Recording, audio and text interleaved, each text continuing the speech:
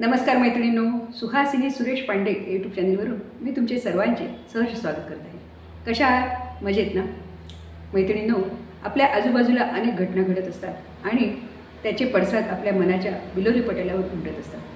काही घटना तर इतक्या मनाला सुन्न करणाऱ्या असतात आणि आपण नियतीपुढे काही करू शकत नाही. 8 दिवसापूर्वी अशीच एक घटना घडली. माझी मैत्रीण सुजाता 15-20 वर्षापासून ती आमच्या ग्रुपमध्ये आहे. माझ्या शाळेत ती नोकरी करत होती आणि नंतर भजनाच्या ग्रुपमध्ये आम्ही तिला घेतली होती. त्यामुळे ती सतत तिचं माझ्याकडे येणं जाणं असायचं. अतिशय घरगुती संबंध होते. तिला 2 मुली, एक कॉलेजला होती फर्स्ट इयरला काहीतरी आणि धाकटी 7वी-8वीला. तिचे मिस्टर कुठेतरी नोकरीला होते आणि सुजाताने नवीन नोकरी धरली होती. तिला शाळेत नवीन नोकरी लागली होती. आता मुली मोठ्या झाल्या म्हटल्यावर तिने नोकरी धरली होती आणि ती सकाळी 8लाच स्वयंपाक पाणी करायची, सगळ्यांचे डबे करायची आणि नवऱ्याचा सगळा स्वयंपाक करून ठेवायची आणि ती शाळेत निघून जायची. मग मुली जेवण वगैरे करून डबे घेऊन कॉलेजला जायच्या आणि नवरासुद्धा 10 वाजता सगळं आवरून डबा घेऊन ऑफिसला निघून जायचा. त्या दिवशी अशीच सुजाता 8 वाजता आपला स्वतःचा डबा घेऊन सगळं करून घरातलं ती शाळेत निघून गेली. जाताना नवऱ्याला बोलून गेली की सगळं झाकून ठेवलं, तुम्ही जेवण करून घ्या. आणि मग ती शाळेत निघून गेली. 9-9:30ची वेळ होती. तिचा नवरा उठला, आंघोळीला गेला आणि आंघोळ करताना आंघोळ करून बाहेर आला आणि त्याला एकदम जोरदार अटॅक आला आणि तो तिथेच खाली कोसळला. मुली घाबरल्या दोघीजणी आणि त्यांनी त्यांच्या आत्याला, म्हणजे ते सुजाताचे मिस्टर, त्यांची बहीण होती तिथे, तिला आवाज दिला. तिने शेजाऱ्या-पाजाऱ्यांना गोळा केलं आणि सुजाताच्या मिस्टरांना गाडीत घातलं आणि दवाखान्यात घेऊन गेले. सगळ्यांनी धावपळ केली आणि ताबडतोब जवळच्या दवाखान्यात त्यांना नेलं. डॉक्टरांनी सर्व तपासण्या केल्या, 15-20 मिनटं सगळं चेक केलं आणि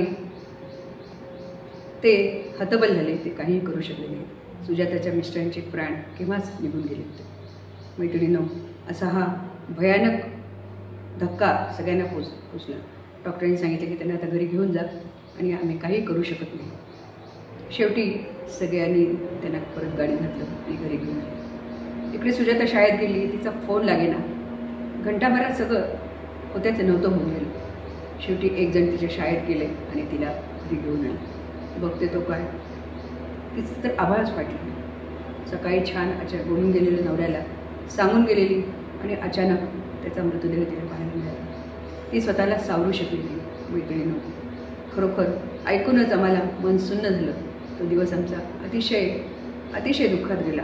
आम्ही तिला समजवायला गेलो पण तिची समजूत काढायला आमच्याजवळ शब्द नव्हते. ओके मैत्रिणींनो, अशा या घटना वारंवार आपल्या आजूबाजूला घडत असतात.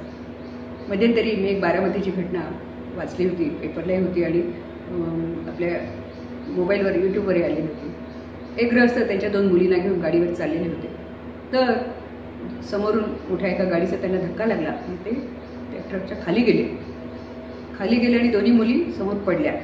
तर खाली गेल्यावर त्यांच्या कमरेचा खालचा भाग तर त्याच्यावर चाक गेलेलं होतं आणि त्या माणसाचं तोंड फक्त बाहेर दिसत होतं आणि तो हात वर करून सांगत होता की माझ्या मुलींना वाचवा, माझ्या मुलींना वाचवा. खरं तर दोन्ही मुली अशा समोर पालथ्या पडलेल्या दिसल्या आणि तो माणूससुद्धा मरणाच्या दारात होता. त्याचा कमरेखालचा भाग सगळा हे झाला होता, चेंडामेंढा झाला होता आणि तरी तो आर्ततेने म्हणत होता माझ्या मुलींना वाचवा. आणि 10 मिनिटात त्या माणसाचे प्राण गेले. मैत्रिणींनो, तो माणूस तिथेच गेला. त्या 2 मुली चिमण्या त्या पण त्या ॲक्सिडेंटमध्ये गेले. आणि विशेष म्हणजे हे 3 जण एका घरातील, त्यांचे आजोबा आणि त्या माणसाचे वडील, त्यांनी एकदम हाय खाल्ली. त्यांना हे 3 मृतदेह होऊन आणि त्यांना अटॅक आला आणि तेही गेले. त्या घरावर केवढा आभाळ कोसळला असेल बघा. एका घरातील 4 माणसं एका क्षणात गेली. काय त्या बाईला झालं असेल? मैत्रिणींनो, अशा घटना का घडतात? अतिशय या नियतीपुढे आपण काहीही करू शकत नाही. हो की नाही? माणूस हतबल होतो. परवाच आपण पाहिली अहमदाबादची घटना. ते जोशी कुटुंब, 2 नवरा-बायको आणि 3 मुलं जाताना विमानात बसले, सुंदर सेल्फी काढला आणि आनंदाने ते प्रवासाला निघाले होते. किती स्वप्न होती त्यांची, पण त्यांची स्वप्न क्षणात राख होऊन गेली. नववधू होती एक, ती आपल्या प्रियकराला भेटायला निघाली होती लंडनला.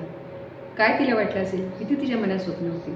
असे हे जवळजवळ 144 लोक या अपघातामध्ये क्षणात होत्याचं नव्हतं झालं आणि हे देवाघरी निघून गेले. मैत्रिणींनो, त्यांना काही माहीत होतं का हे असं होणार आहे? काही नाही. त्यामुळे असं मला वाटते की जीवन आपलं क्षणभंगूर आहे. आजचा दिवस, आलेला दिवस आनंदाने जगून घ्या. उद्या काय होईल आपल्याला काही माहीत नाही. खरोखर नियतीपुढे आपले काहीही चालत नाही. मैत्रिणींनो, आलेला दिवस आनंदाने जगून घ्या, एवढंच मला या व्हिडिओमधून सांगणे आहे. आपले जीवन क्षणभंगूर आहे. नियतीपुढे आपलं काहीही चालू शकत नाही. आपण त्यातल्या त्यात आनंदाने राहायचं आणि आजचा दिवस आनंदाने जगायचा. मैत्रिणींनो, माझा व्हिडिओ तुम्हाला आवडला असेल तर लाईक करा, मैत्रिणींना शेअर करा आणि खूप आवडला माझ्या चॅनलला नक्की सबस्क्राईब करा.